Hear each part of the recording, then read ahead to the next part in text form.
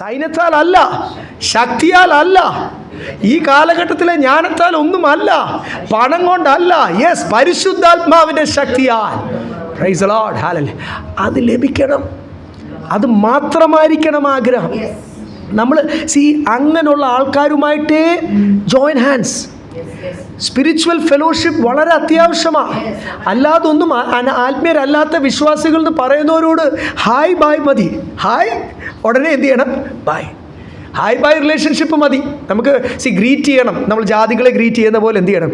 അവരെ എൻകറേജ് ചെയ്യാൻ ശ്രമിക്കണം, കാഴ്ചപ്പാട്. പക്ഷേ അവർക്ക് ആ കാഴ്ചപ്പാട് വേണ്ട എങ്കിൽ have fellowship with spiritual people, ആത്മീയരുമായിട്ടുള്ള കൂട്ടായ്മ, എങ്കിൽ മാത്രമേ നമ്മൾ ആത്മീയമായിട്ട് വളരത്തുള്ളൂ. അല്ലെങ്കിൽ അവരുടെ അകത്തുള്ള ആ ഒരു ലോകത്തിൻ്റെ ശക്തി നമ്മളെ ഇൻഫ്ലുവൻസ് ചെയ്യും നമ്മുടെ ആത്മീയ ക്ഷീണത്തിൻ്റെ സമയത്ത്. അപ്പോൾ ഇന്ന് നമുക്ക് ഈ ഭാഗം വായിക്കുമ്പോൾ പിന്നെ അടുത്തൊരു കാര്യമാണ് 2 തെസ്സലോനിക്കർ ഭയങ്കരമായിട്ട് പറയുന്നത്. ഒന്ന്, ഇനിയും ഞങ്ങൾക്ക് കഷ്ടതയുണ്ട്. 2, ഒത്തിരി കൺഫ്യൂസിങ് ടീച്ചിങ്സ്, ദുരുപദേശങ്ങൾ. 2 ഒരാൾ ആത്മീയമായിട്ട് നിൽക്കുമ്പോൾ കൃപയാൽ നമ്മളിവിടെ അധികം പേരൊന്നും വന്ന് ശുശ്രൂഷിക്കുന്നില്ല. ആത്മീയരെ ദൈവം അയക്കുന്നവർ ശുശ്രൂഷിക്കുന്നുണ്ട്, അല്ലല്ലോ. പക്ഷേ ഞാനിപ്പം മറ്റുള്ള സഭകളൊക്കെ ചെയ്യുന്ന പോലെ കഴിഞ്ഞ ദിവസവും ഞാൻ ഒരു പാസ്റ്ററിനെ, ഒരു സഭയിലുള്ള ഒരു മെയിൻ ആൾ, സെക്രട്ടറി ഒക്കെ ഞാൻ പരിചയപ്പെട്ടു. അവർ പറഞ്ഞു, ഞങ്ങളുടെ സഭയിൽ പാസ്റ്ററിന് ശുശ്രൂഷിക്കേണ്ട ആവശ്യമേ ഇല്ല, എപ്പോഴും ഗസ്റ്റാണെന്നാണ് പറയുന്നത്.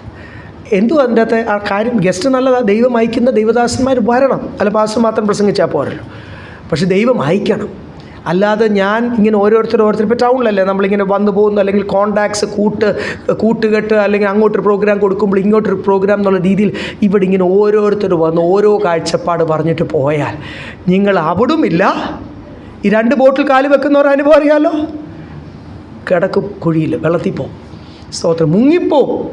അങ്ങനായി തീരാതെ ഒരു കാഴ്ചപ്പാടിൽ ദൈവം നമ്മൾ ഈ ചെസ്സൊക്കെ കളിക്കുന്നവർക്കറിയാമല്ലോ, അവരൊരു മൂലയ്ക്കിട്ട് ഒപ്പോണൻറ്റിനെ പൂട്ടാൻ വേണ്ടി ചെക്ക്മേറ്റ് ഇടാൻ പ്ലാൻ ചെയ്ത് അവരുടെ മൂവ് നമ്പർ 1 തൊട്ട് ദർ ഈസ് എ പ്ലാനിങ്. അതുകൊണ്ടാണ് ഈ രാജാക്കന്മാർ ചോദിച്ചു എന്നും ഈ ചെസ്സ് കളിക്കുന്നതിൻ്റെ കാരണം എന്നാണെന്നറിയാം. അത് ഭയങ്കര ഒരു പ്ലാനിങ്, നമുക്ക് പ്ലാനിങ് ഇല്ലാത്തവർക്കൊരു പ്ലാനിങ് ഉണ്ടാക്കാൻ പറ്റുന്ന ഒരു ബ്രെയിൻ ഗെയിമാണ്. എന്ന് പറയുന്ന പോലെ നമ്മളെ ദൈവം പണിതെടുക്കുമ്പോൾ ദൈവത്തിന് നമ്മളെപ്പറ്റി ഒരു പ്ലാനുണ്ട്. നമുക്കും നമ്മുടെ ഭാവി ദൈവസന്നിധിയിൽ സമർപ്പിക്കുമ്പോൾ ആ പ്ലാൻ നമുക്കും വ്യക്തമായി തീരുമ്പോൾ നമ്മളും ദൈവവും ദൈവത്തിൻ്റെ പരിശുദ്ധാത്മാവോട് ചേർന്ന് ദൈവം നമ്മുടെ ജീവിതത്തിൽ ഒരു ശുശ്രൂഷ, ഒരു പ്ലാൻ വർക്കൗട്ട് ചെയ്തുകൊണ്ടിരിക്കും. അതിൽ നിന്ന് ഒരു ഡിസ്റ്റർബൻസസ്, ഈ ഇടയ്ക്ക് വരുന്ന പ്രലോഭനങ്ങളൊക്കെ എന്തോ, നിന്നെ അതാക്കാം, നിന്നെ ഇതാക്കാം, നിനക്ക് അത് തരാം, ഇത് തരാം, എത്ര ഓഫേഴ്സ് നമുക്ക് വരും എന്നറിയാം. എനിക്ക് തരാം എന്ന് വാഗ്ദത്തം ചെയ്ത കർത്താവ്, ഹീ ഈസ് മൈ പ്രൊവൈഡർ. ആ ദൈവം എനിക്ക് രാവിലെ ഒരു ബണ്ണ് തന്നാൽ സ്തോത്രം, എനിക്കിനി ആ ബണ്ണ് തന്നില്ലേലും സ്തോത്രം, ശക്തിയില്ല. Praise the Lord, hallelujah. ദൈവസന്നിധിയിൽ ഞായറാഴ്ച രാവിലത്തെ സെഷനിൽ മാത്രം ഇരിക്കുമ്പോൾ പോരാ ഈ ശക്തി കേട്ടോ. ജീവിതത്തിൽ കൂടെ കടന്നു പോകുമ്പോൾ, പ്രതികൂലങ്ങൾ കടന്നു പോകുമ്പോൾ, നിന്ന കടന്നു പോകുമ്പോൾ ശക്തി പ്രാപിക്കുവാൻ ദൈവം സഹായിക്കട്ടെ. 2 തെസ്സലോനിക്കർ 1-ാം അധ്യായം 1-ാമത്തെ വാക്യം.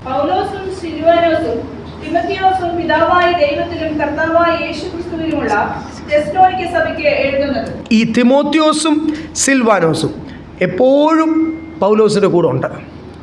ചിലരെയൊക്കെ ഓരോ മിഷണറി യാത്രയിൽ ഇവരൊക്കെ വലിയ ആൾക്കാരാണ്. മർക്കോസും ചിലരെയൊക്കെ എന്ത് ചെയ്തു? പൗലോസ് അടുത്ത ടീം വർക്കിന്, ഞങ്ങളൊക്കെ ഞങ്ങളുടെ ടീം വർക്കിൻ്റെ ഇടയ്ക്കിട്ട് മാറ്റിയിട്ടുണ്ട്. അടുത്ത റെയിൽവേ സ്റ്റേഷൻ, നിയറസ്റ്റ് റെയിൽവേ, ഒരാളെ വലിയ പ്രശ്നമുണ്ട്. ഈ ഞാൻ പറഞ്ഞ ബലഹീനരുടെ മേലും എല്ലാ പിശാചും വരും. 150 കിലോമീറ്റർ ഞങ്ങൾ ഓടിച്ചു. അടുത്ത ഒറീസ വെച്ച് അടുത്ത റെയിൽവേ സ്റ്റേഷനിൽ കൊണ്ടുവിട്ട്, സഹോദര വണ്ടിക്കൂലിയും കൊടുത്തു, എല്ലാം കൊടുത്തു, സ്തോത്രം, ഹല്ലേലൂയ, ടാറ്റ. അല്ലാതെ മുമ്പോട്ട് എന്ത് ചെയ്യത്തില്ല. കർത്താവിൻ്റെ വേലയ്ക്കും ഒന്നിച്ച് എന്ത് വേണം? ഐക്യത വേണം. ഒരു സഭ മുമ്പോട്ട് പോകണമെങ്കിൽ ഒരേ കാഴ്ചപ്പാടിൽ പോകണം, സ്നേഹം വേണം. കൂട്ടു സഹോദരനെ ഉൾക്കൊള്ളാൻ, സ്വന്തം സഹോദരിക്ക് ഇന്നായിട്ട് സ്നേഹിക്കാൻ പറ്റിയില്ലെങ്കിൽ ഒരു ശുശ്രൂഷയും നമ്മൾക്കൂടെ എന്ത് ചെയ്യത്തില്ല. ഈ കൂട്ടു സഹോദരനിൽ എന്തെങ്കിലുമൊക്കെ പരിജ്ഞാനക്കേട് വന്നാൽ, സഹോദരിയിൽ എന്തെങ്കിലുമൊക്കെ പരിജ്ഞാനക്കേട് വന്നാൽ, പരിജ്ഞാനക്കേടൊക്കെ ഉണ്ടാവുന്നേ നമ്മൾ നല്ല കൃപയിൽ നിൽക്കുമ്പോഴാണ് ദൈവത്തിൻ്റെ ജ്ഞാനം. അല്ലേ നമ്മുടെയൊക്കെ പാരമ്പര്യ സ്വഭാവമാണ്. ഇല്ലേ? നമ്മളൊക്കെ എന്തൊക്കെ അല്ലെങ്കിൽ നമ്മുടെയൊക്കെ രീതികളാണ് എല്ലാവർക്കും ഉണ്ടല്ലോ, ഓരോ പാരമ്പര്യ സ്വഭാവങ്ങളുണ്ടല്ലോ, അതൊക്കെയാണ് വെളിപ്പെടുന്നത്. അപ്പോൾ ഈ പരിജ്ഞാനക്കേടിൻ്റെ ആത്മീയ ക്ഷീണത്തിൻ്റെ സമയത്ത് ഉണ്ടാകുന്ന എന്തെങ്കിലുമൊക്കെ കുറവുകളുണ്ടെങ്കിൽ നമ്മൾ എന്ത് ചെയ്യണം? ക്ഷമിക്കണം. അങ്ങനല്ലേ? സഹോദരന്മാർ, നമ്മളൊക്കെ മക്കളില്ലേ ഇവിടെയൊക്കെ ഇരിക്കുന്നത്, സഹോദരങ്ങൾ തമ്മിൽ ഇപ്പം പിണങ്ങും, ഇച്ചിരി കഴിഞ്ഞ് എന്ത് ചെയ്യും? ക്ഷമിക്കണം. കാരണം എന്തുവാ? സ്നേഹമുണ്ട്. ഒരു രക്തമാണ് ഓടുന്നത്. തിമോത്തിയോസും സിൽവാനോസും പൗലോസിനൊപ്പം ആത്മാവിൽ ഐക്യപ്പെട്ട് ഒരു കാഴ്ചപ്പാടിൽ നിൽക്കുന്നതുകൊണ്ടാണ് പിന്നെയും ടീം വർക്കിൽ കൊണ്ടുപോകുന്നത്. യെസ്, രണ്ടാമത്തെ വാക്യം. പിതാവായ ദൈവത്തിങ്കിൽ നിന്നും കർത്താവായ യേശുക്രിസ്തുവിങ്കിൽ നിന്നും നിങ്ങൾക്ക് കൃപയും സമാധാനവും ഉണ്ടാകട്ടെ. കാര്യം ഈ കൃപയില്ലാതെ ഒന്ന് സമാധാനം വേണം നമുക്ക് ഫോക്കസ് ചെയ്യുവാൻ.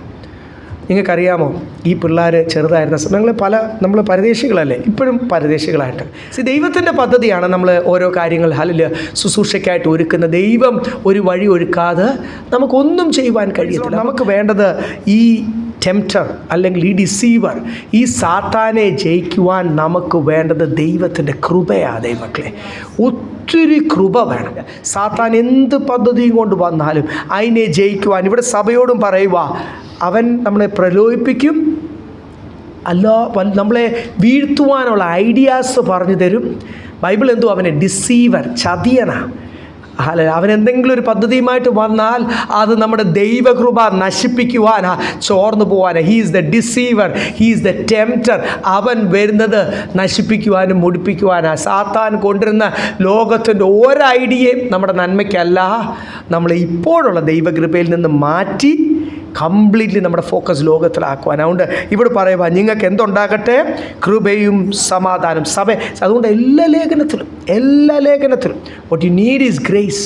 മൂന്നാമത്തെ വാക്യം. സഹോദരന്മാരെ, നിങ്ങളുടെ വിശ്വാസം ഏറ്റവും വർദ്ധിച്ചു ആളാപ്രതി നിങ്ങൾക്ക് എല്ലാവർക്കും അന്യോന്യ സ്നേഹം പെരുകി വരികയാണ്. ഞങ്ങൾ യോഗ്യമാകുവണ്ണം ദൈവത്തിന് എപ്പോഴും നിങ്ങളെക്കുറിച്ച് സ്തോത്രം ചെയ്യുവാൻ കടപ്പെട്ടിരിക്കുന്നു. നിങ്ങളെക്കുറിച്ച് ഞാൻ ഓർക്കുമ്പോൾ താങ്ക് യു ജീസസ്. ഇങ്ങനൊരു ആത്മീയ കൂട്ടം തെസ്സലോനിക്ക ദേശത്ത്, അതും ആ ദേശത്തെ പ്രവർത്തനമൊക്കെ തുടങ്ങുവാൻ കാരണം പൗലോസ് അപ്പോസ്തലനുമായിരിക്കെ, ഇങ്ങനൊരു ദേശത്ത് നല്ലൊരു സഭ ദൈവം അതിനെ എന്നെയും ഉപയോഗിച്ചു, അത് കഴിഞ്ഞ് വന്ന ദൈവദാസന്മാരെ ഉപയോഗിച്ചു, നല്ലൊരു ആത്മീയ കൂട്ടം. ഗലാത്യരെ പറ്റി അങ്ങനെയാണോ പറഞ്ഞു? ആരെങ്കിലും വന്ന് പ്രസംഗിച്ചു കഴിഞ്ഞാൽ ലോകത്തിൻ്റെ നന്മ ഐശ്വര്യം അതിനും ആ അമ്മേൻ പറയും. ആരാ? ഗലാത്യർ. ക്രൂശിൻ്റെ വചനം പൗലോസ് വന്ന് പറയുമ്പോൾ അതിനും ആ അമ്മേൻ പറയും.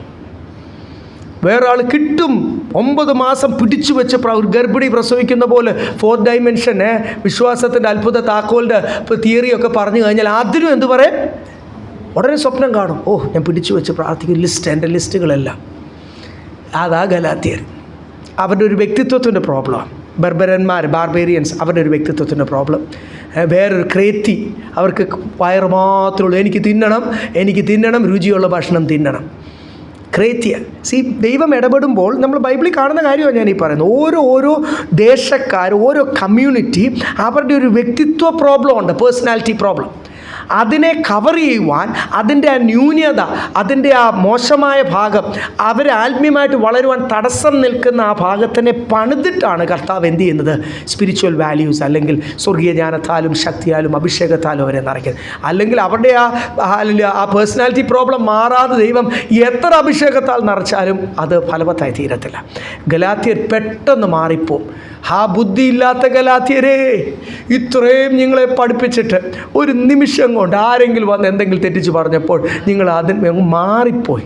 Who was hypnotized you? Who was bewitched you? അത് ഭയങ്കര ആശ്ചര്യമാണ്. നിങ്ങൾ ഇത്ര പെട്ടെന്ന് ബലമില്ലാത്തവർ നമ്മളെ എന്തുമായിരിക്കും വിളിക്കുന്നത്?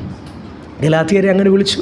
ഫിലിപ്പിയരും തെസ്സലോനിക്കരും ഒക്കെയാണ് നമ്മൾ കാണുന്നത്. കുറച്ചൊക്കെ ഒന്ന് അവരുടെ ആ കഷ്ടതയിൽ കൂടി കടന്നു പോയിട്ടും, മക്കദോനിയക്കാരൊക്കെ വളരെ കഷ്ടതയിൽ കൂടി കടന്നു പോയിട്ടും അവരുടെ സ്നേഹം. അപ്പോൾ ഈ വിശ്വാസവും സ്നേഹവും പ്രത്യാശയും ഐക്യതയും ഒക്കെ വരാൻ ഈ കഷ്ടതയും ആവശ്യമായില്ലേ? അതല്ലേ നമ്മൾ കാണുന്നത്. തെസ്സലോനിക്കർ സഭയിൽ ഇടയ്ക്കൊക്കെ ഈ ഒരു ചൂട്, ഒരു റീഹീറ്റിംഗ് ഇടയ്ക്കൊക്കെ ആവശ്യമാണ്. അതുകൊണ്ടാണ് ഇവിടെ നിങ്ങളുടെ അത് ആളാം പ്രതി അങ്ങനെയല്ലേ എഴുതിയിരിക്കുന്നത്.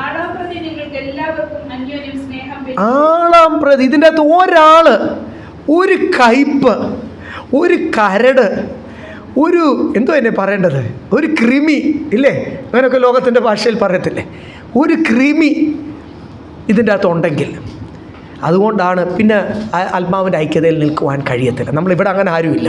ദൈവത്തിന് സ്തോത്രം. അങ്ങനല്ല ഓരോ ആത്മീയ കൂട്ടങ്ങൾ. അവർ പോകാനും ആവശ്യമില്ല, അവർക്ക് മാറ്റമുണ്ടാകണം. അതാണ് ദൈവം ആഗ്രഹിക്കുന്നത്. പോകാനല്ലല്ലോ കർത്താവ് നമ്മളെ വിളിച്ചത്, മാറിപ്പോകാനല്ലല്ലോ, കൃപയിൽ വളർന്നു വരാനല്ലേ. വ്യക്തിത്വ പ്രോബ്ലംസ് ഒക്കെ മാറിപ്പോകണം. നിങ്ങൾ ആളാം പ്രതി വിശ്വാസത്തിൽ എൻ്റെ ദൈവം നടത്തുന്ന പോലും മതി.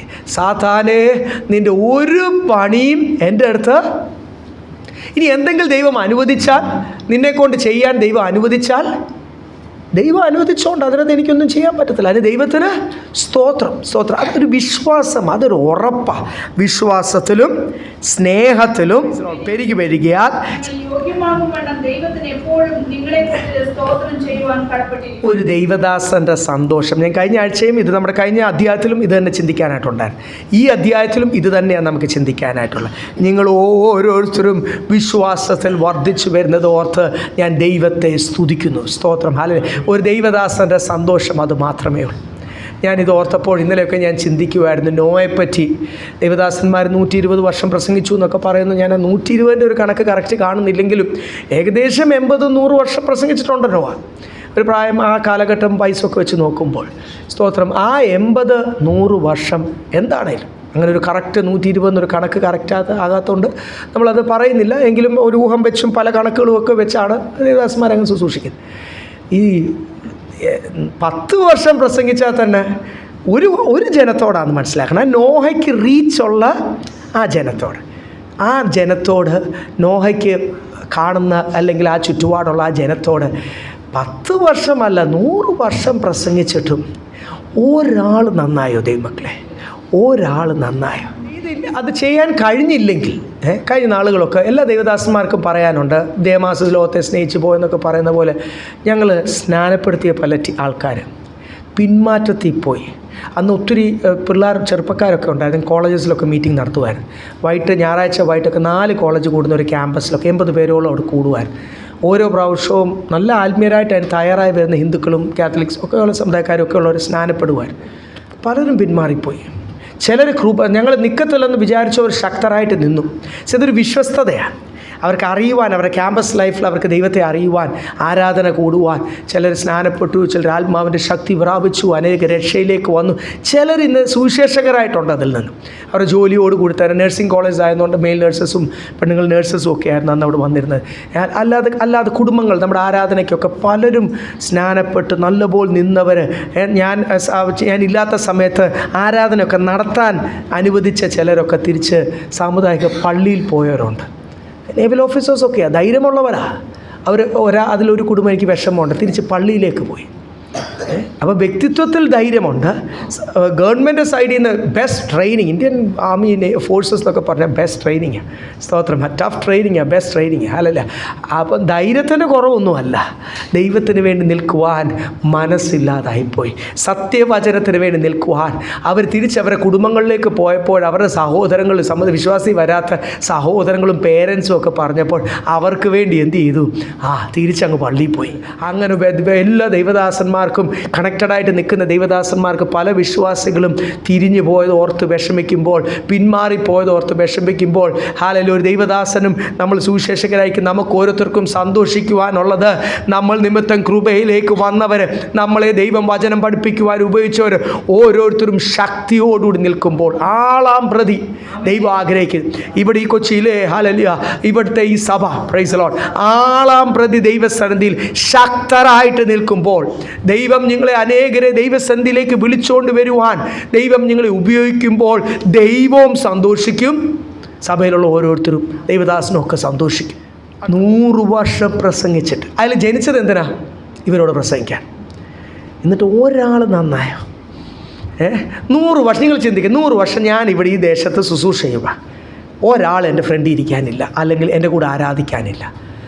ഞാനും എൻ്റെ കുടുംബം മാത്രം, മക്കളുമൊക്കെ ഇരുന്ന് ഒരു ദൈവദാസൻ പണ്ട് പറഞ്ഞ പോലെ, അതേ ആ പാസ്റ്ററിൻ്റെ തന്നെ സ്വരൂപത്തിലും സാദൃശ്യത്തിലുള്ള കുറേ വിശ്വാസികളുണ്ടെന്ന് പറഞ്ഞ പോലെ, കുറേ മക്കളുണ്ടെന്ന് പറഞ്ഞ പോലെ, പഴയ ഒരു ജോയി പാസ്റ്ററുണ്ട് ഡൽഹിയിലുള്ള. അല്ലെങ്കിൽ ആ പാസ്റ്റർ ഒരു പ്രസംഗത്തിൽ ഉദാഹരണം പറഞ്ഞതാണ് എന്ന് പറഞ്ഞ പോലെ, അല്ലെങ്കിൽ ഞാനും കുടുംബവും മാത്രമേ ഇവിടെ ഉള്ളെങ്കിൽ എനിക്ക് നിരാശ വരത്തില്ലേ? ഞാൻ കർത്താവിൻ്റെ വേലയൊക്കെ നിർത്തി ചിലപ്പം ബൈബിളൊക്കെ, അത് മനുഷ്യനല്ലേ, എൻ്റെ ബാലൻസൊക്കെ തെറ്റിപ്പോയെന്നിരിക്കും. സ്തോത്രം. നിങ്ങളൊക്കെ ഒരു ടീമായിട്ട് കൂടി നിൽക്കുന്നതുകൊണ്ടാണ് ഹല്ലേലൂയ വീണ്ടും ശുശ്രൂഷിക്കുവാനും വീണ്ടും കർത്താവിന് വേണ്ടി നിൽക്കുവാനും ഒക്കെ ദൈവം എൻ്റെ എൻകറേജ്മെൻറ്റ് അതാ. ഇല്ല, എൻ്റെ ധൈര്യം അതാ. ഞാൻ ഒറ്റയ്ക്കല്ല, ഒരു ടീമുണ്ട് കർത്താവിന് വേണ്ടി ഞങ്ങൾ ഈ ദേശത്തെ സത്യവചനത്തിന് വേണ്ടി നിൽക്കാൻ. അതില്ലാതായിപ്പോയി നോയ്ക്ക്. ഇന്നും താൻ നിരാശപ്പെട്ടില്ല. കാരണം എന്തുവാ? ഞാൻ എൻ്റെ ദൗത്യം നന്നായിട്ട് ചെയ്തു. പിന്നെ ഒരു കാര്യം പലപ്പോഴും കുടുംബം ഫുൾ ഒറ്റ കാഴ്ചപ്പാട് നിൽക്കാൻ ഞാനും എൻ്റെ മക്കളും എൻ്റെ മരുമക്കളും കുറഞ്ഞ വർഷം പെട്ടകത്തിൻ്റെ അകത്ത് കയറി. അതിൻ്റെ അകത്ത് മക്കളിൽ ആരും തലതിരിഞ്ഞ് പോയില്ലല്ലോ. ലോത്തിൻ്റെ കൂട്ട് അറിയുവാൻ ഇടയായി തീർന്നില്ല.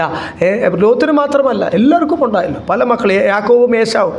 ഒരാൾ കർത്താവിന് വേണ്ടി നിന്നു, ഒരാൾ എല്ലായിടത്തും നമുക്ക് കാണാം. മക്കൾ പോലും ലോകത്തിൻ്റെ തിരഞ്ഞെടുക്കുമ്പോൾ നമ്മുടെ കുടുംബം എല്ലാം കർത്താവിന് വേണ്ടി ശക്തമായിട്ട് നിൽക്കട്ടെ. 4-ാമത്തെ വാക്യം വായിച്ചാൽ, അതുകൊണ്ട് നിങ്ങൾ സഹിക്കുന്ന സകല ഉപദ്രവങ്ങളിലും കഷ്ടങ്ങളിലുമുള്ള നിങ്ങളുടെ സഹിഷ്ണുതയും വിശ്വാസവും നിമിത്തം ഞങ്ങൾ ദൈവത്തിന്റെ സഭകളിൽ നിങ്ങളെ ചൊല്ലി പ്രശംസിക്കുന്നു. ഒത്തിരി കഷ്ടതയിൽ കൂടെ കടന്നുപോയി.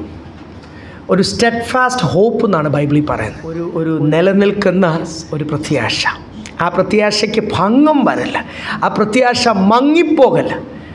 ഈ കഷ്ടതയിൽ കൂടെ, ഒത്തിരി കഷ്ടതയിൽ കൂടെ കടന്നു പോയപ്പോഴും നിങ്ങൾ എന്ത് ചെയ്തു? യു ഷോഡ് പേഷ്യൻസ് എന്ന് ഇംഗ്ലീഷ് ബൈബിൾ എഴുതി. സഹിഷ്ണുത. ദൈവം അനുവദിക്കാത്തതൊന്നും എൻ്റെ ജീവിതത്തിൽ വന്നിട്ടില്ല എന്നുള്ളൊരു നിശ്ചയം. അപ്പം കഷ്ടതയിൽ കൂടി കടന്നു പോകുമ്പോൾ നമ്മൾ പൊഹഞ്ഞു പോകുന്ന ചില സമയങ്ങളൊക്കെ ഉണ്ട്.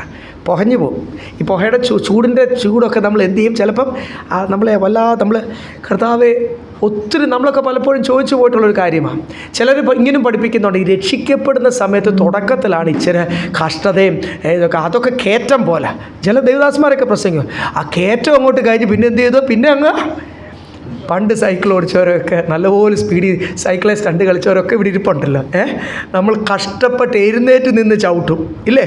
ഇന്ന് പിള്ളേരൊക്കെ, എൻ്റെ പിള്ളേരൊക്കെ 12 വയസ്സും 10 വയസ്സും തൊട്ട് ഇലക്ട്രിക് സ്കൂട്ടർ ഓടിക്കുന്നത്. അതുകൊണ്ട് അവരോട് സൈക്കിൾ ഓടിക്കാൻ പറഞ്ഞാൽ ഞാൻ വെച്ചിട്ടുണ്ട്. അവരൊക്കെ ഇടയ്ക്കെടുത്ത് ചവിട്ടും. നമ്മളൊക്കെ സൈക്കിളിലല്ലേ കിടന്ന് സ്റ്റണ്ടുകൾ കാണിച്ച് കഷ്ടപ്പെട്ട് എഴുന്നേറ്റ് നിന്ന് എത്താൻ പറ്റാത്തപ്പോൾ നമ്മൾ ഇടയ്ക്കൂടി ഇട്ട് ചവിട്ടിയിട്ടുണ്ട് ഇല്ലേ? അതൊക്കെ ഇപ്പം പിള്ളേർക്ക് അറിയത്തോലും ഇല്ല.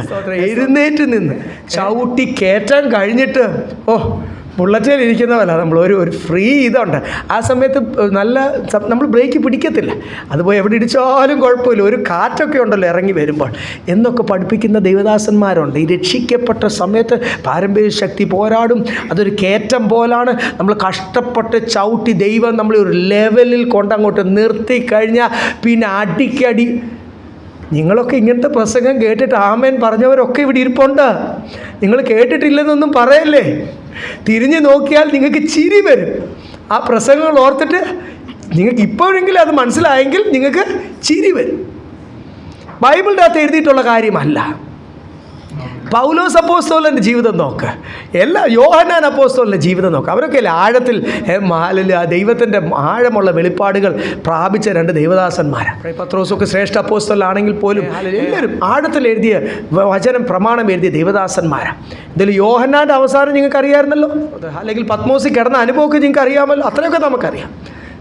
പൗലോസിൻ്റെ ചരിത്രം പറയുന്ന പല കാര്യങ്ങളുണ്ട്. ബൈബിളിൻ്റെ അകത്ത് എഴുതിയിരിക്കുന്നതൊക്കെ നമുക്ക് അറിയാം. അവർക്കൊന്നും അവസാനം വരെയും ഒരു ഇറക്കവും ഇല്ലായിരുന്നു, അടിക്കടി ഉയർച്ച ഇല്ലായിരുന്നു. ഇടയ്ക്കൊക്കെ ദൈവം നമുക്കൊരു ആശ്വാസം, നന്മകളൊക്കെ തരും. അതിനായിട്ട് ദൈവത്തിന് സ്തോത്രം. അതിലേക്ക് നിൻ്റെ കണ്ണ്, നിൻ്റെ നിക്ഷേപം അതല്ലല്ലോ. That is not your investments. അത് ദൈവം നമുക്ക് ചില കാര്യങ്ങൾ തരുന്ന കാര്യം അത്രയേ ഉള്ളൂ. നമുക്കറിയാമല്ലോ, ഒരു മാസം ശമ്പളം വരുമ്പോൾ പേഴ്സിനകത്ത് ഇച്ചിരി കാശൊക്കെ ഉണ്ട്. അതിന് പിടി, ഇതിന് പിടി, അതിന് പിടി, ഇതിന് പിടി. പിന്നെ പേഴ്സ് ഓർത്ത് നോക്കുമ്പോൾ കുറച്ച് 10 രൂപയും 20 രൂപയും നോട്ടുമുണ്ട്. ഇപ്പം ഓൺലൈൻ ആയതുകൊണ്ട് ചെക്ക് ബാലൻസ് നോക്കുമ്പോൾ പിന്നെ ക്രെഡിറ്റ് കാർഡൊക്കെ ഉള്ളവർ കുറച്ചുകൂടി വലിക്കും. പിന്നെ അത് അടുത്ത മാസം പിന്നെയും അടയ്ക്കും. നമുക്ക് ആ ഒരു മാസത്തെ ചിലവ് നടക്കാൻ വേണ്ടി ദൈവം ചില കാര്യങ്ങളൊക്കെ ഏൽപ്പിക്കുന്ന പോലെ ഉള്ളൂ. ലോകത്തിൽ നമുക്ക് എന്തെങ്കിലുമൊക്കെ ഉണ്ടെന്ന് വെച്ചാൽ തന്നിട്ടുണ്ട്. അതൊന്നും നമ്മുടേതല്ല, നമ്മളതിനെ കൈകാര്യം ചെയ്യുന്ന വ്യക്തികൾ മാത്രം. അതുകൊണ്ട് ദൈവം ഏൽപ്പിച്ച ഓരോ കാര്യങ്ങളും വിശ്വസ്തയോട് ചെയ്യുവാൻ അതിലേക്ക് നമ്മുടെ ഫോക്കസ് വെക്കല്ലേ. സ്തോത്രം. അതൊന്നും നമ്മുടെ ഡിസ്റ്റർബൻസസ് ആകല്ല. നമ്മുടെ ഓട്ടം മുറുകെ പറ്റുന്ന ഭാരവും എല്ലാം വിട്ടിട്ട് സ്ഥിരതയോടുകൂടി ഓടുവാനുള്ളൊരു കൃപയാണ് ഈ കഷ്ടതയിൽ കൂടെ ഒക്കെ നിങ്ങൾ കടന്നു പോകുമ്പോൾ ഇവിടെ എഴുതിയിരിക്കുന്നത് പേഷ്യൻസ്. സഹിഷ്ണുത ഇല്ലേ, ആ സഹിഷ്ണുത പ്രാപിക്കുവാൻ. അതുകൊണ്ടല്ലേ സങ്കീർത്തനക്കാരൻ 119-ാം സങ്കീർത്തനത്തിനകത്ത് 2 വാക്യങ്ങൾ എഴുതിയിരിക്കുന്നത്, ഈ കഷ്ടതയിൽ കൂടി ഞാൻ കടന്നു പോകുന്നതിന് മുമ്പേ ഞാൻ തെറ്റിപ്പോയി, ഇപ്പോഴോ ഞാൻ നിന്റെ വചനത്തെ പ്രമാണിക്കും. ഇപ്പോഴോ ഞാൻ എന്ത് ചെയ്യുന്നു, നിന്റെ വചനത്തെ. സങ്കീർത്തനക്കാരനാ, രാജാവാ, താൻ പറയുക ഒത്തിരി കാര്യങ്ങൾ പഠിപ്പിച്ചു. നമ്മളെ പഠിപ്പിക്കുന്ന ഒരു ട്യൂട്ടർ സെഷനാണ് എന്തുവാ ഈ കഷ്ടത്തെ കൊടുക്കുക. നിന്നേക്കൂടെ കടന്നു പോകുന്ന സമയം മോനെ നീ ഇടയ്ക്കൊക്കെ നമ്മളിന്ന് താഴ്ത്തും ദൈവം. നമ്മൾ ഇച്ചിരി വല്ലതും കിട്ടിക്കഴിഞ്ഞാൽ ഇങ്ങനെ അങ്ങ് പോകുന്ന നമ്മളെ കർത്താവ് എന്തു ചെയ്യും, ശരീരത്തെ ഒന്ന് താഴ്ത്തും, മനസ്സിനെ ഒന്ന് താഴ്ത്തും. സാംസാ നീ ഇത്രയേ ഉള്ളൂ, നിൻ്റെ കപ്പാസിറ്റി എത്രയേ ഉള്ളൂ. എന്തൊക്കെയോ എനിക്ക് ചെയ്യാമെന്ന് വിചാരിച്ച് അടിച്ച് വിട്ട് ബ്രേക്കും ബെല്ലും ഇല്ലാതെ മുൻപോട്ട് പോകുമ്പോൾ ഒരു ബ്രേക്ക് കർത്താവ് തന്നെ പിടിക്കും. നമ്മുടെയൊക്കെ ജീവിതത്തിൽ ചെയ്യാറില്ലേ, എൻ്റെ ജീവിതത്തിലുണ്ട്, നിങ്ങളുടെ അത് ദൈവത്തിൻ്റെ വണ്ടർഫുൾ അറേഞ്ച്മെൻറ്റാണ്. നമ്മൾ ആ ദൈവിക ഡിസിപ്ലിൻ വിട്ട് പോകാതെ, ദൈവിക താഴ്മ എത്രത്തോളം ദൈവം നമ്മളെ ഉപയോഗിക്കുന്നു, കർത്താവ് ആഗ്രഹിക്കുന്നത് അതനുസരിച്ചുള്ള താഴ്മ പ്രാപിക്കുവാൻ, താഴ്ത്തുന്ന ദൈവത്തിൻ്റെ പദ്ധതിക്കായിട്ട് പ്രൈസ് ദി ലോർഡ്. ആ കാഴ്ചപ്പാട് ലഭിച്ചവർക്ക് താങ്ക് യു ജീസസ് എന്ന് പറയാൻ പറ്റത്തുള്ളൂ. നമ്മളെ താഴ്ത്തുന്ന ദൈവത്തിൻ്റെ പദ്ധതിക്കായിട്ട് സ്തോത്രം. ഹല്ലേലൂയ. പത്രോസിന് പറയുന്ന ഒരു വാക്യം കൂടെ നമുക്കൊന്ന് വായിക്കാം. 1 പത്രോസ് 4-ാം അധ്യായം 12-13. 1 Peter chapter 4 verse 12 and 13. പ്രിയമുള്ളവരെ, നിങ്ങൾക്ക് പരീക്ഷയ്ക്കായി സംഭവിച്ചിരിക്കുന്ന അഗ്നിശോധനയെങ്കിൽ ഒരു അപൂർവ കാര്യം നിങ്ങൾക്ക് വന്നുകൂടി എന്ന് വെച്ച് അതിശയിച്ചു പോകരുത്. ക്രിസ്തുവിന്റെ കഷ്ടങ്ങൾക്ക് പങ്കുള്ളവരാകും തോറും സന്തോഷിച്ചുകൊള്ളുവിൻ. അങ്ങനെ നിങ്ങൾ അവരുടെ തേജസ്സിന്റെ പ്രത്യക്ഷതയിൽ ഉല്ലസിച്ചാനന്ദിപ്പാൻ ഇടവരും. നിങ്ങളുടെ ജീവിതത്തിൽ ഒരു കാര്യം നടക്കുമ്പോൾ അത് എന്തുകൊണ്ട് സംഭവിച്ചു, അത് ആശ്ചര്യമെന്നോർത്ത് when you go through fiery trials എന്ന് എഴുതിയിരിക്കുന്നത്, അതിഭയങ്കര കഷ്ടതയിൽ കൂടി കടന്നു പോകുമ്പോൾ എന്തുവാ ഇത് കർത്താവെ സംഭവിക്കുന്നത്, what is happening in my life എന്ന് ഓർത്ത് നിങ്ങൾ എന്ത് ചെയ്യണ്ട. ഇതൊക്കെ ആരാ പ്ലാൻ ചെയ്യുന്നത്, എന്തിനാന്ന് ചോദിച്ചു കഴിഞ്ഞാൽ ദൈവത്തിന് അതിനൊരു പ്രോപ്പർ ആൻസറുണ്ട്. ദൈവം തെറ്റുവല്ലോ കാണിക്കുമോ, അബദ്ധം വല്ലതും കാണിക്കുമോ? ഞാൻ പലപ്പോഴും വിചാരിച്ചിട്ട് ആദാമിനും ഹൗവേനെയും ഫ്രീ ആയിട്ട് അങ്ങ് വിടാതെ ദൈവം കൺട്രോൾ ചെയ്താൽ പോരായിരുന്നു. നമ്മളിന്നും തേജസ്സിൽ നടക്കത്തില്ലേ. ഇപ്പം നമുക്ക് ഏത് ഡ്രസ്സ് ഇടണം, ഏത് ഓരോന്നോരോ സ്റ്റൈൽ അനുസരിച്ച് ഡ്രസ്സ്, മറ്റേതൊന്നും വേണ്ടല്ലോ, ലോകത്തെപ്പറ്റി ചിന്തിക്കേണ്ടല്ലോ. സ്വർഗീയ ശരീരത്തിൽ ദൈവത്തിൻ്റെ തേജസ്സിൽ ദൈവത്തോട് ചേർന്ന് നടക്കുവാനും പിതാവായ ദൈവത്തോട് സംസാരിക്കുവാനുള്ള ആ അവസരമല്ല അവരെന്ത് ചെയ്തത്, അതും അബദ്ധമല്ല. ദൈവത്തിൻ്റെ പദ്ധതിയെല്ലാം പെർഫെക്റ്റാണ്. പഴയ നിയമം ഒരു കാലഘട്ടത്തിനും, അത് കഴിഞ്ഞ് പുതിയ നിയമവും അതൊന്നുമല്ല, അബദ്ധമല്ല. എല്ലാ പ്രമാണത്തിനും അതാത് കാലത്തിൽ അതിൻ്റെ പ്രാധാന്യതയുണ്ട്.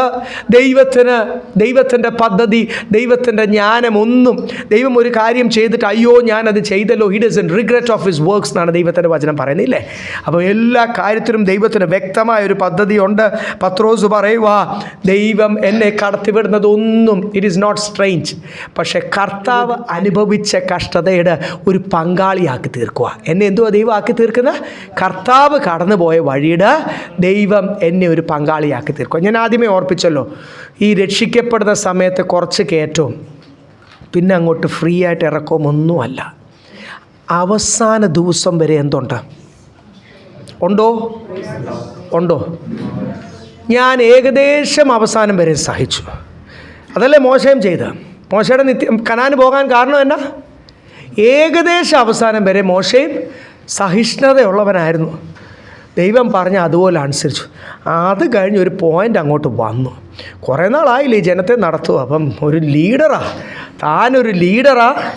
താനൊരു ലീഡിങ് ഒരു കപ്പാസിറ്റി, ലീഡറാകുവാനുള്ള കപ്പാസിറ്റി ദൈവം കൊടുത്തതാ. താൻ വടി ഉയർത്തുമ്പോൾ താൻ പറയുന്ന പോലെ കാര്യങ്ങൾ നടക്കുന്നു. അവിടെ ദൈവം പറഞ്ഞത് കംപ്ലീറ്റ്ലി അങ്ങോട്ട് അനുസരിക്കാൻ പറ്റാതെ ഈ ജനം കൂടെ തന്നെ അങ്ങോട്ട് ഭ്രാന്ത് പിടിപ്പിച്ചപ്പോൾ ആ ഒരു ഇതിൻ്റെ അകത്ത് തൻ്റെ ഒരു പണ്ട് ഒരൊറ്റ അടിക്ക് ആ മിസ്രൈമിനെ കൊന്നില്ലേ, ആ ഒരു പഴയ സ്വഭാവം അങ്ങോട്ട് കയറി വന്നു. തൊടാൻ പറഞ്ഞപ്പോൾ എന്ത് ചെയ്തു, ആ പാറയെ, അത് മാത്രമായിരിക്കത്തില്ല, ഒരു പാറയെ അടിച്ചുകൊണ്ട് മാത്രമായിരിക്കത്തില്ല. നമുക്ക് ബൈബിൾ അറിയാവുന്ന കാര്യമാണ്, നമുക്കറിയാം, വ്യക്തമായ കാര്യമൊക്കെ ദൈവത്തിന് അറിയാം. തൻ്റെ ഒരു കുറച്ച് റിബൽ പോലെ അങ്ങോട്ട് കംപ്ലീറ്റ്ലി ദൈവ ഇഷ്ടത്തിന് സമർപ്പിക്കാൻ പറ്റാത്ത ഒരു അനുഭവമായി. താൻ കനാൻ്റെ വാതുക്ക വരെ എത്തിയെന്നേ. നിങ്ങളൊന്ന് മനസ്സിലാക്കണം. എൻ്റെ ദൈവം എന്തോ തന്നോട് പറഞ്ഞത്, നീ ഇവിടുന്ന് കണ്ടോ, നീ അത് പ്രവേശിക്കത്തില്ല. രക്ഷിക്കപ്പെട്ട് ഇത്രയും കഷ്ടപ്പെട്ട് വില കൊടുത്തിട്ട്, നമ്മൾ ഇത്രയും ദൈവത്തിന് വേണ്ടി വചനത്തിന് വേണ്ടി നിൽക്കുവാൻ വില കൊടുത്തിട്ട് അവസാനം നീ സ്വർഗത്തിൽ പോകത്തില്ല, അല്ല നീ കനാൻ പ്രവേശിക്കത്തില്ല എന്ന്. കനാനാണല്ലോ അവരുടെ ഇസ്രായേൽ മക്കളുടെ കാഴ്ചപ്പാട്. എന്ത് മാത്രമേ ഉള്ളൂ, നമുക്കിന്ന് സ്വർഗത്തിൽ പോകണം എന്നുള്ളൊരു കാഴ്ചപ്പാട് പോലെ ഇസ്രായേൽ മക്കൾക്ക് കനാൻ്റെ അപ്പുറത്ത് ഒന്നും ദൈവം വെളിപ്പെടുത്തിയിട്ടില്ല. അവർക്ക് യേശുവിനെ പറ്റിയോ വേറെ സ്വർഗത്തെ പറ്റിയോ ഒന്നുമില്ല. അവർക്ക് ഭൂമിയിൽ ദൈവം കൊടുത്ത വാഗ്ദത്തമാണ് പാലും തേനും ഒഴുകുന്ന ദേശം. ഈ യുദ്ധങ്ങളും ഈ പരീക്ഷകളും ഈ ദൈവത്തിൻ്റെ നടത്തിപ്പും എല്ലാം ജയിച്ച് ജയാളികൾ മാത്രമേ എവിടെ എത്തത്തുള്ളൂ, കനാനിലെത്തത്തുള്ളൂ. അതിൻ്റെ അകത്ത് പെറുപെറുത്തവർ, അവരോട് എന്തോ ദൈവം പറഞ്ഞ പെറുപെറുത്ത് ഒറ്റ ഓർണമെൻ്റ് വാഗ്ദത്ത ദേശത്ത്. അപ്പം അവരോടുള്ള പ്രോമിസ് എന്തുമായിരുന്നു? നമ്മളോടുള്ള പ്രോമിസ് അതല്ല, അവരോടുള്ള പ്രോമിസ് പാലും തേനും ഒഴുകുന്ന. അവിടെ ദൈവം മനോഹര ദേശം ഓരോ ഗോത്രത്തിന് അളവൊന്നുമില്ല അല്ലേ, അളന്ന് ദൈവം കൊടുത്തു. അത് മാത്രമേ ഉള്ളായിരുന്നു അവരുടെ അവകാശം. അതുകൊണ്ടാണ് പഴയ നിയമ ഭക്തരോട് ദൈവം തന്നെ എന്ത് ചെയ്തു, വിശ്രമ സ്ഥലത്തേക്കല്ല പാതാളത്തിലേക്ക് ഇറങ്ങിപ്പോയി പ്രസംഗിച്ചത്. യേശു തന്നെ പ്രസംഗിച്ചതും 3-ാം ദിവസം കഴിഞ്ഞിട്ടാണ് കർത്താവ് എന്ത് ചെയ്ത് ഉയർത്തെഴുന്നേറ്റ. കാര്യം യേശുവിൽ കൂടെ ഒരു രക്ഷ അവർക്ക് കേൾക്കുവാൻ ദൈവവും രക്ഷ അത് കേൾക്കാതെ യേശുവിനെ അംഗീകരിക്കാതെ ഒരു പഴയ നിയമഭക്തനും എന്ത് ചെയ്യത്തില്ല, സ്വർഗത്തിൽ പോകത്തില്ല. കാര്യം യേശുവാണ് സ്വർഗത്തിലേക്കുള്ള ഏക വഴി. അപ്പോൾ ദൈവത്തിൻ്റെ ആ ഒരു നീതിയോട് കഴിഞ്ഞിട്ടാണ് ഈ ലോകം വിട്ടിട്ട് അല്ലെങ്കിൽ ഇവിടെ നിന്ന് കർത്താവിൻ്റെ ശുശ്രൂഷ പൂർണ്ണമായി തീർന്നത്. അപ്പോഴാണ് ജീവനോടിരിക്കുന്ന ഇസ്രായേൽ മക്കളോട് ശുശ്രൂഷു, ഹല്ലേലൂയ, നേരത്തെ മരിച്ചുപോയ ആത്മാക്കളോടും ശുശ്രൂഷിച്ചിട്ടാണ് കർത്താവ് ഉയർത്തി. അതൊക്കെ നമുക്ക് വചനത്തിൽ വ്യക്തമായ കാര്യങ്ങൾ നമുക്കറിയാമല്ലോ. അവസാനം വരെ അങ്ങനെയല്ലേ യേശു പറഞ്ഞു. നിങ്ങൾക്ക് അറിയാവുന്ന വാക്യം. എങ്കിലും നിങ്ങളുടെ ആരെങ്കിലും തെറ്റിച്ച് പഠിപ്പിച്ചാൽ, ആരെങ്കിലും ദൈവദാസൻ തെറ്റിച്ച് പ്രസംഗിച്ചാൽ അവരോട് പറയുവാൻ ആ വാക്യം കറക്റ്റായിട്ട് അറിയണം. മത്തായി സുവിശേഷം 24:13 അറിയാവുന്ന വാക്യങ്ങൾ ഒന്ന് വായിച്ചു. Mathew 24:13 Those who endure till the last. സഹിക്കാൻ എന്തുണ്ടാകണം? കഷ്ടതയില്ലാത്ത ഒരാളോട് കർത്താവ് ഇങ്ങനെ പറയണം. അപ്പോൾ ദൈവമക്കൾക്ക് എല്ലാം എന്തുണ്ട്? അപ്പോസ്തലൻ എത്ര പ്രാവശ്യമാണ്, എത്ര അപ്പോസ്തലന്മാരാണ് ലേഖനത്തിൽ ഓർപ്പിക്കുന്നത്. നിങ്ങൾക്ക് അവസാനം വരെ സഹിക്കാൻ എന്തുണ്ട്? നമുക്കിഷ്ടമുള്ള കാര്യമല്ല. നമ്മൾ ഒത്തിരി ജീവിതത്തിൽ നിന്നേയും കഷ്ടതയും സഹിച്ചവരാ ഇല്ലേ? ഇവിടെ ഇരിക്കുന്ന നമുക്കെല്ലാവർക്കും പറയാനില്ലേ, നമ്മുടെ ജോലി സ്ഥലത്ത് നമ്മൾ യേശുവിന് വേണ്ടി നിൽക്കുന്നതുകൊണ്ട് എന്ത് ചെയ്തു? ഒത്തിരി നിന്നേയും കഷ്ടത. നമ്മൾ ഒത്തിരി ക്ഷമിച്ചവരാ. നമുക്ക് നല്ലപോലെ പ്രതികരിക്കാൻ അറിയാം. നമുക്ക് നമ്മുടെ ഓരോ കാര്യത്തിനും നിയമവകുപ്പുകളൊക്കെ നമുക്ക് എന്ത് ചെയ്യാം? നമുക്ക് ഓരോ കാര്യത്തിനും we could have move legally നമുക്ക് ഓരോ കാര്യങ്ങൾക്ക് നമുക്ക് ലോകത്തിൻ്റെ ജ്ഞാനമനുസരിച്ച് ലോകജ്ഞാനമനുസരിച്ച് നമുക്ക് ചെയ്യാൻ കഴിഞ്ഞേനെ. നമ്മൾ അവിടെ ഒന്നും ലോകത്തിൻ്റെ ജ്ഞാനത്തിൽ ലോകത്തിൻ്റെ ശക്തരെ ആശ്രയിക്കാഞ്ഞതിൻ്റെ കാരണം അല്ല. നമുക്കറിയാം ദൈവം ഒരു കഷ്ടത അനുഭവിച്ചെങ്കിൽ അതിന് നീക്കുപോക്കും എവിടെ നിന്ന് വരണം? ഉയരത്തിൽ നിന്ന് വരണം. ദൈവം എൻ്റെ ജീവിതത്തിലോ നിങ്ങളുടെ ജീവിതത്തിലോ ഒരു നിന്ന അനുവദിച്ചെങ്കിൽ we have to go through it. ആ നിന്നയിൽ കൂടി നീ കടന്നു പോകുമ്പോഴും വിശ്വാസത്തിൻ്റെ പരിശോധന, അത് നിൻ്റെ വിശ്വാസം ഉണ്ടോ ഇല്ലയോ എന്ന് it has to be tested. ഇടയ്ക്കിടയ്ക്ക് കർത്താവ് എന്ത് ചെയ്യും? ഒന്ന് ടെസ്റ്റ് ചെയ്യും ഇല്ലേ? പട്ടാളക്കാർക്കില്ലേ ഇടയ്ക്കിടയ്ക്ക് ടെസ്റ്റിംഗ് ഉണ്ട്. ഞങ്ങളുടെ വിശ്വാസികൾ ചില സമയമാകുമ്പോൾ അങ്ങോട്ട് ഭയങ്കര സ്ട്രിക്റ്റ് ഡയറ്റ് അങ്ങോട്ട് എടുക്കുന്ന കാണാം. അവർ പറഞ്ഞ് ടെസ്റ്റുണ്ട്, ഇടയ്ക്കിടയ്ക്ക് എന്തുണ്ട്? ടെസ്റ്റുണ്ട്. അവർക്ക് കപ്പലിൽ ജിമ്മുണ്ട്. ഈ കപ്പൽ ഓടിക്കൊണ്ടിരിക്കുന്ന കപ്പലിൻ്റെ അകത്ത് ജിമ്മുണ്ട്. കാര്യം അവർ ഫിറ്റായിട്ടിരുന്നാലേ പറ്റൂലേ. ഇടയ്ക്കിടയ്ക്ക് 6 മാസം കൂടുമ്പോൾ അവർക്ക് ടെസ്റ്റുണ്ട്. നമ്മൾ ഈ ചോറും ഒക്കെ കഴിക്കുന്നവരായതുകൊണ്ട് എല്ലാവരും ഈ 6 മാസം കൊണ്ട് വെയിറ്റും വെക്കും. ആ ബ്രദർ എന്നോട് പറഞ്ഞ് 20 കിലോ കുറയ്ക്കാനാണ് പറഞ്ഞിരിക്കുന്നത്. ശരിക്കും ഞാൻ നോക്കിയിട്ട് വലിയ വണ്ണമൊന്നും കണ്ടില്ല. പക്ഷെ അവർ നോക്കുമ്പോൾ എന്താ അവരുടെ വലിയ ഇവരുടെ ഡോക്ടേഴ്സും ഓഫീസേഴ്സാണല്ലോ, അവർക്കും റാങ്ക് ഉള്ളവരാണ്. അവർ ഒരു വിട്ടുവീഴ്ചയുള്ളവരല്ല. അവർ 20 കിലോ കുറച്ചില്ലെങ്കിൽ നിനക്ക് എന്ത് ചെയ്യത്തില്ല, പിന്നെ പ്രൊമോഷനും ഇല്ല, സർവീസും ഇല്ല, ഡീപ്രമോഷനാണ്. അങ്ങനെ വരാതിരിക്കാൻ ഇടയ്ക്കിടയ്ക്ക് പട്ടാളക്കാർക്കൊക്കെ ഒരു ടെസ്റ്റ് ഉള്ള പോലെ നമുക്കും ഈ വിശ്വാസത്തിൻ്റെ പരിശോധന. അവർക്ക് 6 മാസം കൂടുമ്പോഴാണ് ടെസ്റ്റ്. അത് കഴിഞ്ഞിട്ട് അടുത്ത ജോലി ഏൽപ്പിക്കത്തുള്ളൂ. അല്ലെ വേണേൽ 6 മാസം അവരെ എന്തെങ്കിലും പോയി സ്റ്റോർ റൂമിൽ അവരെ കൊണ്ടിടും. ഇവർക്ക് സാധാരണ കൊടുക്കുന്ന ജോലിയാണ്. നല്ല സർവീസിൽ നിന്ന് ഇവരെ കൊണ്ടുവന്ന് സ്റ്റോർ റൂമിൽ കൊണ്ടിടും, ഡ്യൂട്ടിക്ക് കൊണ്ടിടും. നല്ല ഓഫീസിൽ ഇരുന്നവരാ അവരെ അങ്ങനെയൊക്കെയുള്ള സ്ഥലത്ത് കൊണ്ടിടും. ഒരു നമ്മുടെ ഒരു ആൾ പറഞ്ഞതാണ്, അവരെ കൊണ്ട് അവിടെ കൊണ്ടു ഡ്യൂട്ടിക്ക് പണിഷ്മെൻറ്റാണ്. 6 മാസം നീ അതും അതിൻ്റെ വയറൊക്കെ കുറച്ച് വെയിറ്റൊക്കെ കുറച്ചിട്ട് മോൻ ഫിറ്റ് ആകുമ്പോൾ മോൻ എന്ത് ചെയ്യണം, നിനക്ക് എന്ത് റാങ്കാവുള്ള ആ സർവീസിൽ വന്ന് ചെയ്തുകൊണ്ടിരുന്ന ജോലി നീ വന്ന് ചെയ്താൽ മതി. നമുക്ക് ഇടയ്ക്കൊക്കെ ദൈവം നമ്മളിങ്ങനെ അങ്ങോട്ട് അയച്ചുവിടും, നമ്മുടെ പ്രാർത്ഥന കുറയും. അങ്ങനെയല്ലേ സംഭവിക്കും. ദൈവം നമ്മളെ അയച്ചുവിടുമ്പോൾ ദൈവം നമുക്ക് എന്തെങ്കിലും ലോകത്തിൽ തന്നെങ്കിൽ കർത്താവയോ ഇതൊക്കെ തന്നതിനായ സ്തോത്രം, പണ്ട് ഇതൊന്നും എനിക്കില്ലായിരുന്നു, ദൈവം തന്നതാണോ, അതൊക്കെ നമുക്ക് നന്ദിയുള്ള ഹൃദയമൊക്കെ ഉണ്ടല്ലെന്ന് ഞാൻ പറയുന്നില്ല. ആ നന്മയൊക്കെ ഓർത്ത് ലോകത്തിലെ കാര്യങ്ങളൊക്കെ ഓർത്തിടുമ്പോൾ ഇടയ്ക്ക് കർത്താവ് ഒരു പിടി അങ്ങോട്ട് പിടിക്കത്തില്ലേ? എന്നെ പിടിക്കും, നിങ്ങളെയും പിടിക്കും. ആ ദൈവത്തിൻ്റെ പദ്ധതി, അത് മലയാളിയെയും പിടിക്കും, നോർത്ത് ഇന്ത്യനെയും പിടിക്കും, സൗത്ത് ഇന്ത്യനെയും പിടിക്കും, ചൈനീസുകാരനെയും പിടിക്കും. ദൈവത്തിന് ഒരു പ്രമാണമല്ലേ ഉള്ളൂ.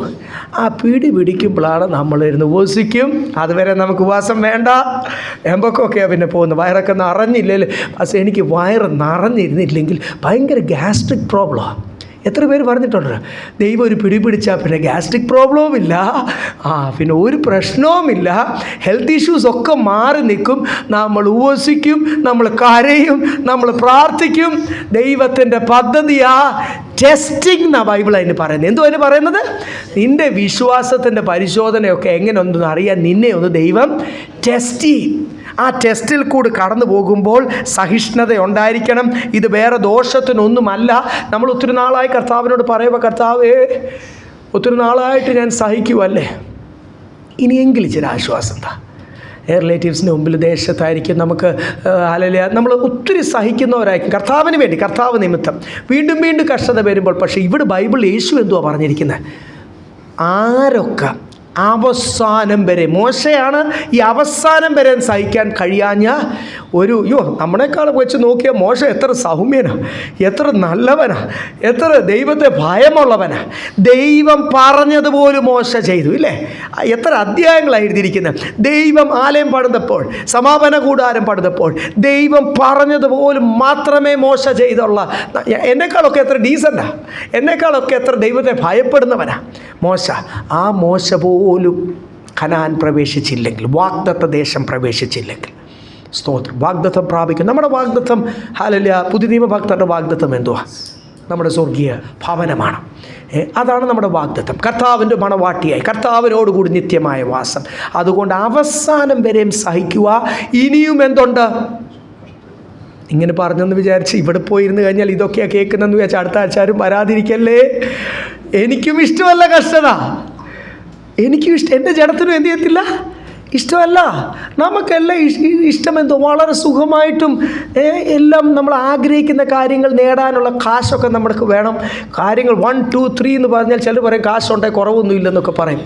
Praise Lord. കാശുണ്ടേ കുറവിലെ 8,000 10,000 കോടിയുള്ള ഒരു മനുഷ്യനാണ് ഇന്നലെ ഈ പണി കാണിച്ചത്. അപ്പോൾ 8,000 10,000 കോടി പുള്ളിയുടെ ആസ്തിയൊക്കെ ഇനി പ്രോപ്പർട്ടി അഫിഡവിറ്റൊക്കെ എടുത്ത് ഇനി ചെയ്യണം.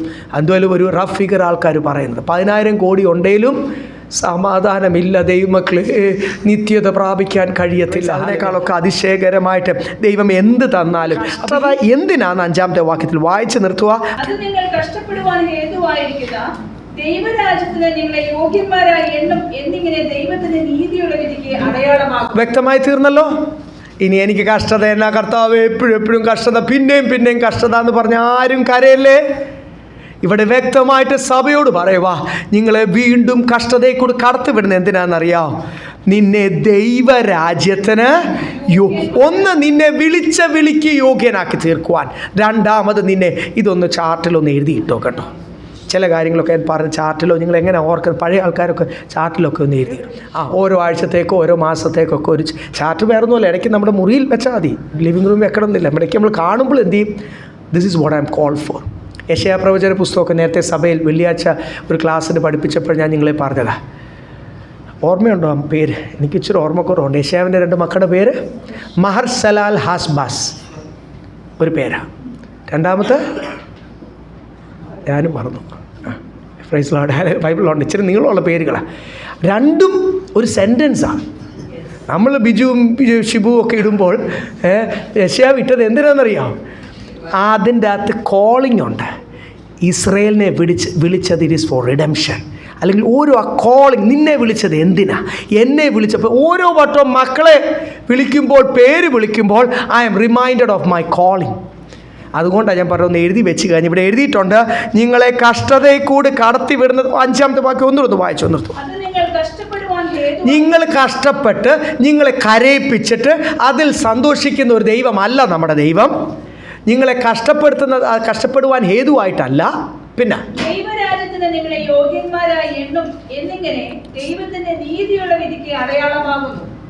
Price the Lord. ദൈവത്തിൻ്റെ നീതി നിങ്ങളുടെ ജീവിതത്തിൽ വെളിപ്പെടുന്നത് എങ്ങനെയാണെന്നറിയാം. നിങ്ങളുടെ വിളി അനുസരിച്ച് നിങ്ങളെ ഒരുക്കുക.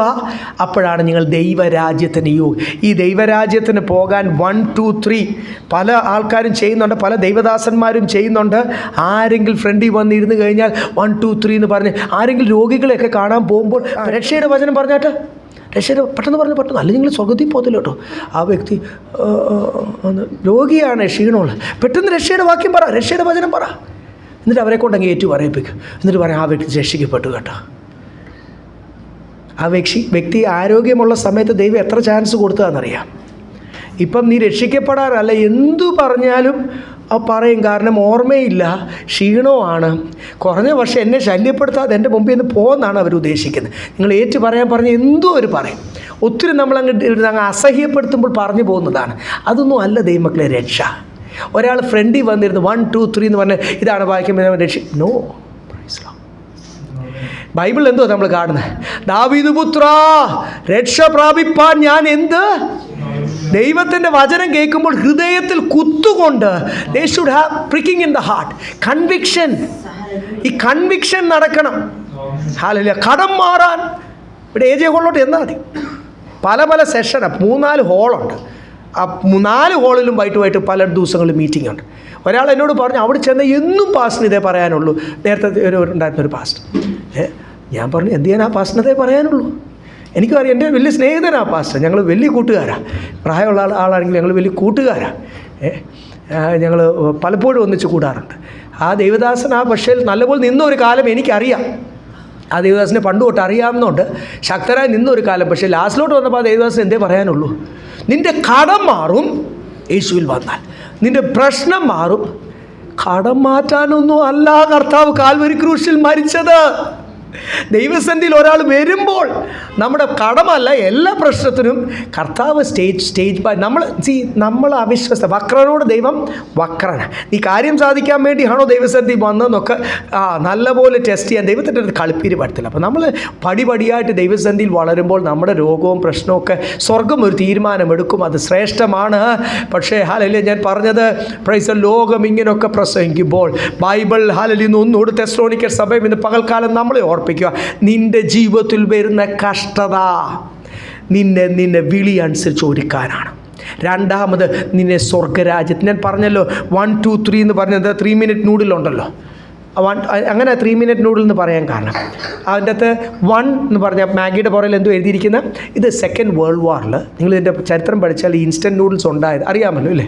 യെസ്, സെക്കൻഡ് വേൾഡ് വാറിൽ പെട്ടെന്ന് അവർക്ക് ഫുഡ് കുക്ക് ചെയ്യുവാനും യുദ്ധത്തിലുള്ള സമയത്ത് ഈ ടോപ്പ് രാമൻ നമ്മൾ പറയാമല്ലോ, ആ രാമൻ നൂഡിൽസ് വന്നത് അങ്ങനെ, ആ ഇൻസ്റ്റൻറ്റ് നൂഡിൽസ് വന്നത് അങ്ങനെ. അപ്പോൾ അതിനുവേണ്ടി ഉണ്ടാക്കിയ ഒരു കൂട്ടാണ്. അതിപ്പോൾ ഒത്തിരി കഴിക്കാൻ പാടില്ലെന്നാണ് പറയുന്നത്. അപ്പോൾ അതിൻ്റെ അകത്ത് എഴുതിയിരിക്കുന്നത് 1 ചൂടുവെള്ളം വെക്കുക, 2 പൊട്ടിച്ചിതെല്ലാം കൊണ്ട് ഒഴിക്കുക, 3 മൂടി വെക്കുക. അതാണ് ഈ 1, 2, 3 നൂഡിൽസ്. മാഗിയുടെ പുറയിൽ ഉള്ള പിന്നെ ഒത്തിരി കമ്പനീസൊക്കെ പിന്നീട് ഇറങ്ങിയത്. അപ്പോൾ അങ്ങനെ നീ വന്നു, ഏറ്റു പറഞ്ഞു, സ്നാനപ്പെട്ടു, രക്ഷിക്കപ്പെട്ടു, സ്നാനപ്പെട്ടു, ഏറ്റു പറഞ്ഞല്ലോ. ഇനി സ്വർഗം എന്തുവാ, ഉറപ്പാ എന്ന് ആൾക്കൂട്ടാൻ വേണ്ടി പഠിപ്പിക്കുമ്പോൾ സത്യം പറയുക, കാഹള ഊതാനുള്ള സമയം അടുത്തു. കാഹളമൂതുമ്പോൾ വിവരം അറിയും. ഒത്തിരി ദൈവമക്കൾ നിലവിളിക്കും, ഒത്തിരി ദൈവദാസന്മാർ നിലവിളിക്കും, ഒത്തിരി ബൈബിൾ പറയുന്നു അപ്പോസ്തലന്മാർ, ദൈവത്തിൻ്റെ യേശുവിൻ്റെ നാമത്തിൽ അത്ഭുതങ്ങളും അടയാളം ചെയ്യുന്നവർ, അവർ നിലവിളിക്കും, കർത്താവേ നിൻ്റെ നാമത്തിൽ ഞങ്ങൾ എന്ത് ചെയ്തു. യേശു എന്തുവാ പറഞ്ഞു, എന്നെ വിട്ടിട്ട് നിനക്കൊക്കെ ആവശ്യത്തിന് ചാൻസ് ചെയ്യാൻ പറഞ്ഞ ദീർഘക്ഷമയോട് നിന്നോട് ഞാൻ ഇടപെട്ടതാണ്. ദൈവം ദൈവദാസന്മാരോട് ദൈവമക്കളോടൊക്കെ എങ്ങനെ ഇടപെടുന്നത്, സാംസാ ഇതിനല്ല നിന്നെ ഞാൻ വിളിച്ചത്.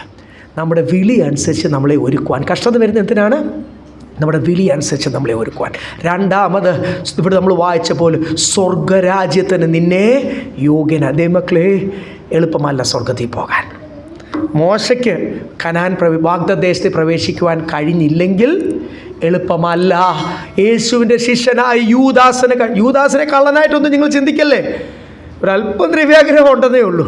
താൻ കള്ളനൊന്നും അല്ല. യേശു കൂടെ ഉണ്ടായിരുന്ന സമയത്ത് താൻ പടച്ചാക്കിന്നൊക്കെ മോഷ്ടിച്ചു എന്നൊക്കെ ഓരോരുത്തരൊക്കെ പറയുന്നുണ്ട്. എനിക്കറിയത്തില്ല, അങ്ങനെ ബൈബിളിൽ എഴുതിയിട്ടില്ല. അതുകൊണ്ട് താൻ കള്ളനൊന്നും അല്ല. യേശുവിൻ്റെ കൂടെ പത്രോസിന് ലഭിച്ച പോലെ, യോഹന്നാന് ലഭിച്ച പോലെ ട്രെയിനിങ് കിട്ടിയ ഒരു വ്യക്തിയായ യൂദാസ്. ഒരു നിമിഷം മതി തെറ്റിപ്പോകാൻ, ഒരു നിമിഷം മതി നമ്മുടെ കാഴ്ചപ്പാട് മാറിപ്പോകാൻ. ഹല്ലേലൂയ. അതുകൊണ്ട് നമുക്ക് ലോകത്തിൽ ദൈവം തരുന്നത് മതി. അതിനേക്കാളൊക്കെ ഇമ്പോർട്ടൻറ്റ് കാര്യങ്ങൾ കർത്താവിന് നമ്മളോട് സംസാരിക്കാനായിട്ടുണ്ട്. അത് കേൾക്കുവാനും മനസ്സിലാക്കുവാൻ ദൈവം സഹായിക്കട്ടെ. തെസ്സലോനിക്ക സഭയോട് പറയുക, ദൈവത്തിന് കാൽവരി ക്രൂശിൽ വില കൊടുത്തതും നിന്നെ വിളിച്ചതും നിന്നെ ഇപ്പോഴും കഷ്ടതയിൽ കൂടി ട്രെയിൻ ചെയ്തുകൊണ്ടിരിക്കുന്നത് നിന്നെ സ്വർഗരാജ്യത്തിന് യോഗ്യനാക്കി തീർക്കുവാൻ. കർത്താവ്, നമ്മൾ പ്രാർത്ഥിക്കുമ്പോൾ എന്തുവാ പ്രാർത്ഥിക്കുന്നത്? നമ്മളിപ്പോൾ ഒരു ദിവസം തുടങ്ങുന്നത് ഇങ്ങനാണോ? നമ്മുടെ പ്രാർത്ഥനയിൽ എപ്പോഴും ആ വാചകം വരട്ടെ. നമ്മുടെ ആവശ്യങ്ങളൊക്കെ സ്തോത്രത്തോടുകൂടി ഒരു വട്ടം പറഞ്ഞാൽ മതിയെന്നേ. ആവശ്യങ്ങൾ പറയാതെ തന്നെ കർത്താവിനറിയാം. നമുക്ക് വെപ്രാളം വരുമ്പോൾ നമ്മളൊക്കെ പറഞ്ഞു പോകും. അത് മാനുഷികമാണ്, അത് നമുക്ക് മനസ്സിലാക്കാം. വീണ്ടും വീണ്ടും അത് പറഞ്ഞ് കർത്താവിനെ ബുദ്ധിമുട്ടിക്കുക. കർത്താവേ, എൻ്റെ വിളി അനുസരിച്ച് എന്നെ ഒരുക്കണമേ. പ്രൈസ്. നമുക്കിത് ദൈവസന്നിധിയിൽ സമർപ്പിക്കാം. യേശു വന്നപ്പോഴേ പറഞ്ഞു, നീ ക്രൂശിലൊന്നും മരിക്കണ്ട, നീ ഒന്ന് വണങ്ങിയാൽ മതി, ഇതെല്ലാം ഞാൻ നിനക്ക് തരാം. നീ വാണോ? ഇപ്പം ലോകത്തിൻ്റെ അധികാരം ലോകത്തിൻ്റെ പ്രഭുവിൻ്റെ കയ്യിൽ, ആദ്യം നിനക്കങ്ങ് തന്നേക്കാം അധികാരം. നീ എന്തിനാ കഷ്ടപ്പെട്ട് ക്രൂശിൽ വിലയൊക്കെ കൊടുക്കുന്ന നഗ്നനായിട്ട് അവിടെ കിടക്കുന്നു? ആൾക്കാരെല്ലാം നിന്നെ നോക്കി ഒരു വട്ടം നോക്കുന്നവൻ ഇങ്ങനെ നിന്നെ നിന്ദിക്കുന്ന എന്തിനാ? നിന്നയിൽ നിന്ന് ഞാൻ നിന്നെ രക്ഷപ്പെടുത്തി തരാം. നിന്നയിൽ നിന്ന് രക്ഷപ്പെടുന്ന ഷോർട്ട് കട്ട്സ് ഒന്നും വേണ്ട. ദൈവം നടത്തുന്ന വഴി, ദാറ്റ് ഈസ് ദ ബെസ്റ്റ്. സ്തോത്രം. നമ്മുടെ കുഞ്ഞുങ്ങളോട് നമുക്ക് പറയാം, ദൈവിക നടത്തിപ്പിനായിട്ട് ഓരോ ദിവസവും നമുക്ക് അങ്ങനെ തുടങ്ങാൻ ദൈവം ഞങ്ങളെ അനുഗ്രഹിക്കട്ടെ.